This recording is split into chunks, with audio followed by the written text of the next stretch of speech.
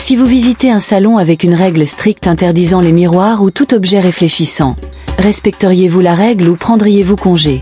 Explorons cela dans l'histoire de Tasha. Tasha possède un salon de coiffure dans la ville du Musi. Elle est connue pour sa rapidité incroyable dans le tressage des cheveux, réalisant souvent jusqu'à 10 clientes par jour. Peu importe la coiffure, Tasha ne passe jamais plus d'1 heure sur chaque cliente. Les coiffures qui prennent généralement une journée entière ou deux sont réalisées en seulement 1 heure par Tasha.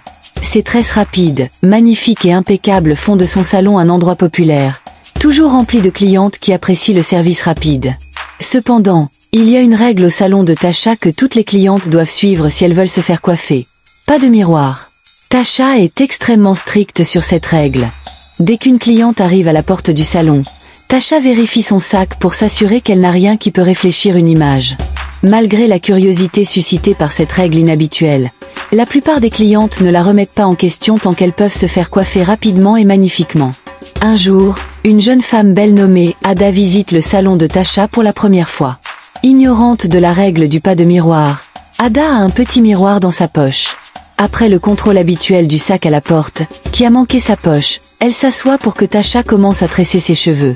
Comme elle voulait décrire la coiffure qu'elle désirait, Ada sort le petit miroir. Dès que Tasha voit le miroir, elle se met à crier. « Comment osez-vous? Qui vous a demandé d'apporter un miroir dans mon salon? N'avez-vous pas été informé que les réflexions sont interdites ?» Choquée, Ada s'excuse rapidement, expliquant qu'elle ignorait la règle. Elle jette immédiatement le miroir dehors, désireuse de se faire coiffer en moins d'1 heure. Elle ne se préoccupe pas de savoir pourquoi une telle règle existe et se fait tresser les cheveux rapidement, quittant le salon satisfaite. Mais la question reste en suspens. Pourquoi Tasha a-t-elle une règle si stricte contre les miroirs?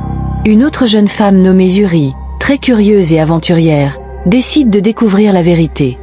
Zuri avait besoin de se faire tresser les cheveux et fut dirigée vers le salon de Tasha. En arrivant, Tasha lui expliqua la règle du pas de miroir.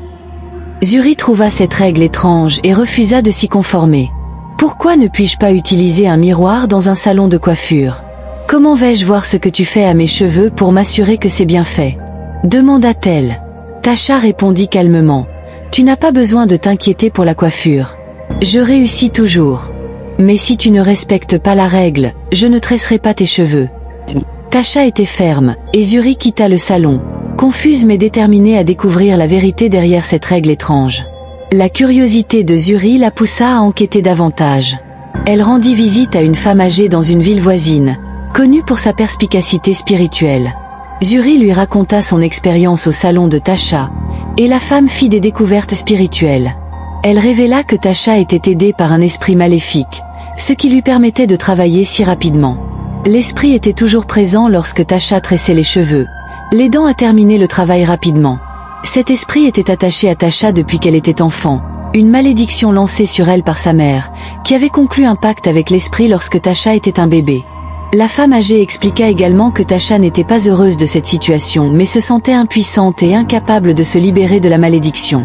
Elle savait que si quelqu'un se regardait dans un miroir pendant qu'elle tressait les cheveux, elle mourrait. C'est pourquoi elle appliquait si strictement la règle du pas de miroir.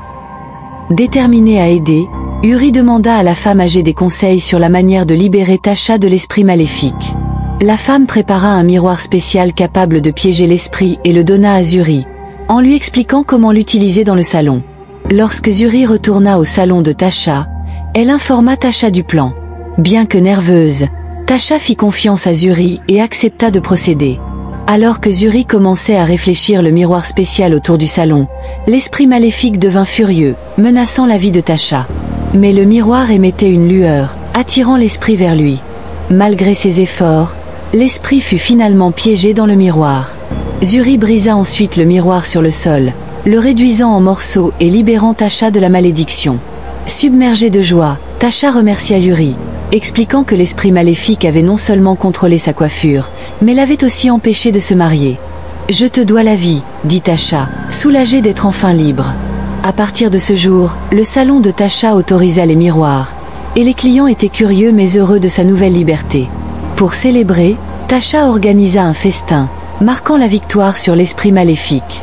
Son salon devint encore plus populaire, et les clients respectaient sa nouvelle liberté. Zuri et Tasha devinrent de proches amis après cette épreuve, se liant d'amitié autour de l'incroyable expérience qui les avait rapprochés. Cette histoire enseigne l'importance de respecter les règles et les politiques des autres, mais souligne également que si une règle ne vous convient pas, il est nécessaire de la remettre en question et de la refuser, quel que soit l'enjeu. De plus, elle montre que le courage, l'amitié et la sagesse peuvent surmonter les défis les plus sombres, et qu'il est important de demander de l'aide quand nous en avons besoin.